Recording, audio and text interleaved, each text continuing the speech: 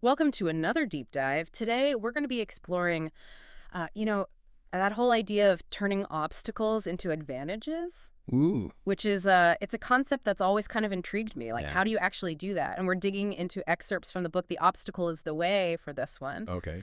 and also what seems to be like a very heartfelt postscript from the author in the version I have. Oh, wow. Yeah, Yeah, it's really touching, I thought, too. yeah, Like almost a victory lap, you know? Kind of like acknowledging everybody that helped him get there and put it together. yeah. You're right. The book, it doesn't shy away from that reality that life is tough Yeah. and that it throws us curveballs. It's funny you say that because that's one of the things that hooked me right away when I started reading it. Oh, yeah? It just doesn't sugarcoat things, and it reminds us right off the bat Yeah, that obstacles are kind of inevitable. absolutely. I mean, it's like that old saying, what is it? The Haitian proverb, I think. Behind mountains are more mountains. Uh, Like there's always another challenge waiting for you around the corner. exactly. There's no finish line Right. to like where the problems stop. Yeah. Um, but You know, a crucial point the book makes is that it's not meant to be discouraging, you know? Yeah. It's really a call to change our mindset. So instead of wishing for that problem-free life, Right. which we all know is never going to happen, Yeah, it's a fantasy. we need to become experts at navigating the messy reality. Yeah, precisely. Become like experts at dealing with the obstacles when they come up. Yeah. And the book gives us a framework for doing just that. Okay. And calls it the three disciplines: perception, action, and will. Okay, so let's break those down a little bit. Sure. What does each one sort of entail, and how do they all work together? Well, perception is all about how we see things, you know? Mhm. So you could have two people face the same obstacle, and one person is going to see it as like a total setback, Right. a sign to give up, and the other person is going to see that same obstacle as a challenge, Oh, as an opportunity to learn and grow. yeah. That's the power of perception. Interesting. And then action is about taking directed steps towards a solution. Okay. Not just reacting emotionally, but actually having a plan Hmm. and taking steps. So perception sets the direction, and Yeah. action kind of gets us moving. Yes. But what about when things get really tough? Yeah. Like, no. isn't that where will comes in? Absolutely. Will is like that inner fortitude to endure Yeah. the things that we can't change. Right. It's finding meaning in those situations and staying positive even when you just want to give up. The book brings these disciplines to life with some pretty amazing examples. Like Yeah. Abraham Lincoln. Yes. Now, obviously, we all know he led the nation through the Civil War. But what's fascinating is how his lifelong struggle with depression Yeah. played a role in his leadership. It wasn't just that he struggled with it. Right. It's how he used that struggle to his advantage. Yeah. So you can imagine the weight of the nation, tearing itself apart on his shoulders. Yeah. Oh, yeah. And those personal battles with what he called melancholy forged in him Yeah. incredible empathy, Right. patience, and understanding of human suffering. And those qualities Yeah. allowed him to connect with people Yeah. on a deeper level and ultimately guide the nation through that unimaginable turmoil. That's a really powerful insight. Yeah. It's not about pretending our struggles don't exist. Right. It's about using them as fuel for growth. Exactly. And the book offers tons of other examples, right? Absolutely. Like Theodore Roosevelt, Okay. who overcame debilitating childhood asthma through just sheer willpower Really? and dedicated physical training. Wow. And he developed what he called the strenuous life philosophy. I've heard of that. And it's clear how those early challenges, really laid the foundation Yeah. for his resilience and drive, both as an individual Right. and as a president. Like his obstacle almost became a launching pad for him. Absolutely. That's really cool. And the book also talks about Thomas Jefferson, who surprisingly wasn't a very gifted public speaker. Isn't that interesting? It is, because you think you know the author of the Declaration of Independence. Yeah. You would assume You'd think. he'd be a master orator. Yes. But he recognized his weakness, and he chose to channel his energy into writing instead, Yeah. which is a powerful reminder that we don't have to be good at everything. We don't. And sometimes our perceived weaknesses can lead us to... Unexpected strengths. Yeah. Absolutely. It's like that saying, what you resist persists. Oh, yeah. Maybe by leaning into those limitations, we actually discover talents Yes. we never knew we had. I love that. The book doesn't just focus on historical figures, though, right? No, it doesn't. It also looks at some more contemporary examples. Yes, it does. It's like Phil Jackson. Yes. The legendary basketball coach. Yeah. I was going to say legendary. I Yeah. mean, 6 NBA championships with the Chicago Bulls. Led them to 6. Yeah. And you know what's so interesting about his story is he had a career-threatening hip injury Wow. that forced him to coach from a chair. Oh my gosh. So you would think that would have limited his effectiveness, but But it kind of forced him to adapt in a way. it did. It forced him to adapt. I'm really curious how that impacted his coaching. So it led him to adopt a less overbearing and a more collaborative approach.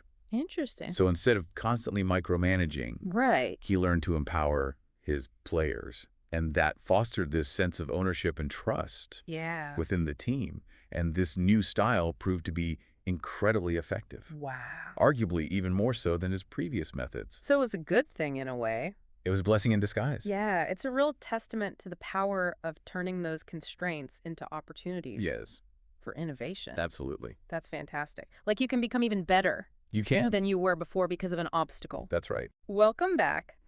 Before the break, we were talking about, you know how some pretty exceptional people like Abraham Lincoln and Phil Jackson turned obstacles into advantages? Yeah. But now you might be thinking, well, those are exceptional people. Right. What about, the rest of us? Yeah. But that's kind of the beauty of this book, Yeah. is that it argues that this ability isn't reserved for the elite. Right. It's a skill that anyone can develop. Absolutely. And to illustrate that, the book dives into the experience of James Stockdale, Okay. a Navy pilot who endured 7.5 years as a prisoner of war in Vietnam. Oh, my gosh. I mean, most of us can't even fathom that kind of hardship. It's just beyond comprehension. It is. What really struck me is that Stockdale didn't just survive. Yeah. He found a way to thrive in that environment. He did. How is that even possible? It's incredible. Yeah. His story is a testament to the power of will. Okay. So Stockdale realized early on that the only thing he could control in that situation was his own mind, Right. his own attitude. He refused to give in to despair, and instead he focused on supporting his fellow prisoners, Okay. putting their well-being ahead of his own. So even in those darkest of circumstances, he found a purpose, a reason to keep going. It's so inspiring. It is. The book also mentions that Stockdale drew a lot of strength from Stoic philosophy. Yes. You've mentioned Stoicism a couple of times now. Yeah. For those of us who aren't, philosophy buffs, Right. could you explain what Stoicism is all about Sure. and how it kind of connects to the book's message? Of course. So Stoicism is an ancient philosophy that emphasizes virtue, Okay. reason, and living in accordance with nature. Okay. And a key tenet of Stoicism is accepting what you cannot control Okay. and focusing on what you can, Got it. which aligns perfectly with the book's core idea of turning obstacles into advantages Right. by shifting our perception and focusing on our response. Plus, it's about taking responsibility It is for our own actions and attitudes, even when circumstances are beyond our control. yes, and a lot of the practical techniques in the book, actually, like the premortem that we discussed earlier, they seem to have roots in Stoic thinking. That's right. The premortem, Yeah. where you imagine everything that could go wrong, Yeah. is a brilliant example of Stoic preparation. It is. It allows you to mentally prepare Yes. for those potential setbacks and develop strategies Exactly. to navigate them. You're minimizing their impact when they do arise. It's like you're taking control of the future by mentally rehearsing for different scenarios. You are. Speaking of Stoicism, Yeah. one story from the book that really resonated with me was about Marcus Aurelius, Oh, yes. the Roman emperor, and he faced a rebellion led by one of his most trusted generals, Wow. someone he considered a close friend. Yeah. I mean, the betrayal must have been just devastating. It was a profound test of his leadership and his Stoic principles. Yeah. Imagine the pressure of leading an empire while dealing with this personal and political crisis. Oh my gosh. But what's remarkable is Aurelius's response. Okay. So instead of lashing out or seeking revenge, Yeah. he focused on forgiveness and understanding. Wow. He saw the rebellion as an opportunity to demonstrate true leadership, Right. not through military might, but through moral strength. It's like his actions almost seem superhuman. I know. But I guess that's the point. Yeah. This way of thinking, this approach to obstacles, Yeah. isn't about being superhuman. It's not. It's about tapping into a different kind of strength. A strength of mind and spirit. Exactly. It's about cultivating mental toughness, Right. resilience, and a deep understanding of human nature. Yeah. And a crucial element of this is perseverance. Okay. So the book actually distinguishes between persistence and perseverance. Okay. Persistence is about repeatedly trying the same thing until it works. Got it. Perseverance, on the other hand, is about staying in the game, round after round, fight after fight, even when things get incredibly tough Okay. and the path forward is unclear. So it's like the difference between sprinting and running a marathon. Exactly. Sprinting requires that burst of energy and effort, Yeah. but a marathon demands that sustained dedication Yeah. and the ability to push through exhaustion and doubt. The book emphasizes that perseverance is ultimately a matter of will. Okay. It's that inner drive to reach your goals no matter how many times you get knocked down. Yeah. It reminds me of the story of Odysseus, Oh, yeah. the Greek hero who spent 10 years trying to get home after the Trojan War. Wow. He faced storms, monsters, temptation, you name it. Yeah. But he never gave up. He persevered, and eventually he made it home. It's a powerful analogy. Yeah. It's a reminder that, the journey towards any worthwhile goal is rarely a straight line. It's not. There will be setbacks and detours and moments when we question whether it's even worth continuing. Right. But like Odysseus, we have the power to choose how we respond to those challenges. And that choice, that act of will, can make all the difference. Yeah. It's what separates those who achieve their goals from those who give up along the way. The book also acknowledges that maintaining a positive outlook and unwavering motivation Yeah. isn't always easy, It's on. especially when we're facing real adversity. Yeah. So it offers some advice on how to find strength when we're struggling. It does. One suggestion that really resonated with me was focusing on something bigger than ourselves. Oh, that's a good one. Finding a cause or a purpose that transcends our own personal challenges Yes. can be a really powerful source of motivation and resilience. It can be. It's like shifting our attention outward, Yes. finding meaning in serving something greater than ourselves. Exactly. The book uses the example of Jack Johnson. Yes, the first African-American heavyweight boxing champion Oh, yeah. who faced intense racism and prejudice throughout his career. Oh, God. And despite the constant discrimination and hatred, Right. Johnson refused to let it break him. Well, He maintained a cheerful demeanor, focusing on his craft and using his platform to challenge societal norms. yeah. So his fight wasn't just in the ring. Right. It was a fight for equality and justice. Yeah. And that larger purpose fueled his resilience. That's such a powerful example It is. of how focusing on a greater cause can provide strength and purpose Absolutely. in the face of adversity. He does. The book also mentions the practice of meditating on our own mortality. Yes. And I'll admit, that struck me as a little morbid at first. I understand that reaction. Yeah. But it's not about dwelling on death. Okay. It's about gaining perspective. Okay. Remembering that our time is limited can help us appreciate what we have Right. and make the most of it. So it's like a call to action, It is. urging us not to waste time on trivial pursuits or negativity. Yes. It's about focusing on what truly matters and living each day with purpose. Exactly. This practice is often referred to as memento mori, Okay. and it can be incredibly empowering. Yeah. It reminds us that every moment is precious and motivates us to live our lives to the fullest. And this ties in so beautifully with the book's overall message. It does. Obstacles are inevitable, They are. but they don't have to define us. They do. We have the power to choose how we respond to them. They do. And in doing so, we can transform them into opportunities for growth, Yes. resilience, and even joy. That's a beautiful summary. Thanks. And it's worth noting that the book doesn't just tell us about these principles. Yeah. It shows them in action through these captivating stories of real people Yeah. who have faced and overcome extraordinary challenges. Yeah. It's like a blueprint for building resilience and achieving our goals no matter what life throws our way. You know what struck me as we were discussing all these stories Yeah. is that the book doesn't just offer like practical advice. Right. It also points to this deeper philosophical truth, It does. the power of our mindset. Absolutely. It's like the author is saying, you can change your life by changing your thoughts. And this message resonates deeply with a lot of ancient wisdom, particularly Stoicism. Oh, yeah. So the Stoics believe that our thoughts create our reality Okay. by mastering our minds, by choosing to focus on what we can control Right. and accepting what we can't. Yeah.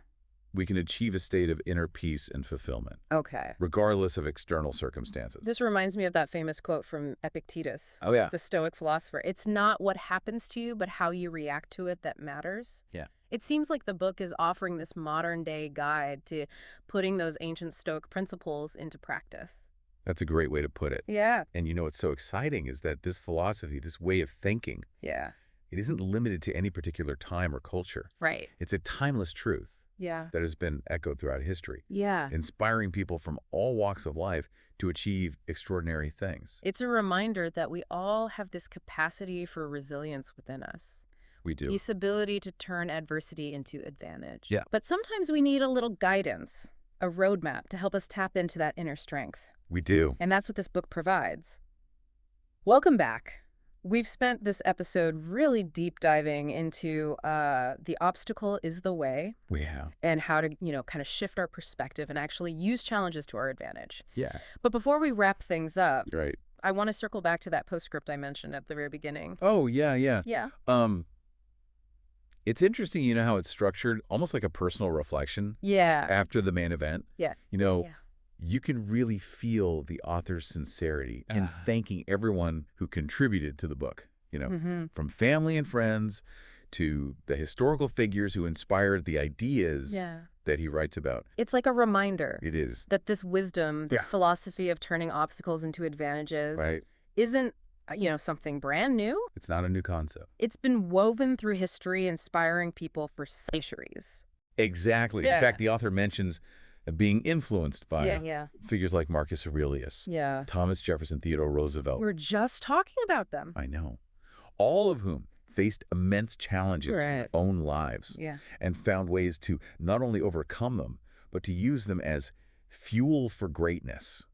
It's like each of them in their own way embodied the principles They did. that this book lays out. They did. The power of perception, the importance of action, that unwavering strength of will. And what's so encouraging is that it makes it clear. Yeah. This isn't some exclusive club, Right. this mindset, Yeah. this toolkit for navigating life's obstacles. It's available to anyone. Yeah. We all have that potential to become more resilient, Right. more resourceful, Right. more capable of turning our challenges into opportunities for growth. It's like a call to action. It is. To step up, Yeah. embrace the obstacles, become the best versions of ourselves. Yes. To really see the obstacle as the way. Yeah. One quote from the book that really stayed with me Okay. was, the essence of philosophy is action. Okay. In making good on the ability to turn the obstacle upside down with our minds. Okay. Understanding our problems for what's within them and their greater context, to see things philosophically and act accordingly. Wow. I love that. Yeah. It's a reminder that philosophy isn't just about, thinking deeply. It's about living differently. It is. It's about using our minds to transform our relationship Yes. with challenges and ultimately create a better life Absolutely. for ourselves and for others. I think that brings us to a question that every listener should ponder. Okay. What if, instead of dreading obstacles, we could learn to look forward to them?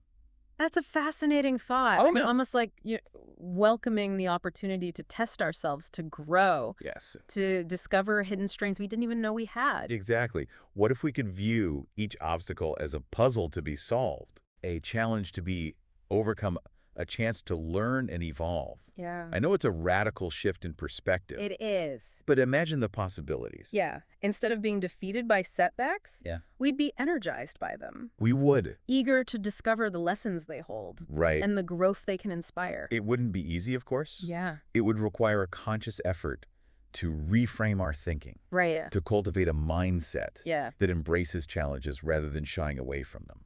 But the potential rewards are just enormous. They are. Imagine a life where obstacles, instead of being roadblocks, Right. become stepping stones to greater resilience, Yes. creativity, and fulfillment. That's the invitation this book extends. Yeah. And it's an invitation I think worth accepting. We've really just scratched the surface here of what the obstacle is the way has to offer. Yeah, we have. So we highly encourage you to explore the source material yourself. Yes, do it. It's a journey worth taking, and we're confident you'll find valuable insights I think so.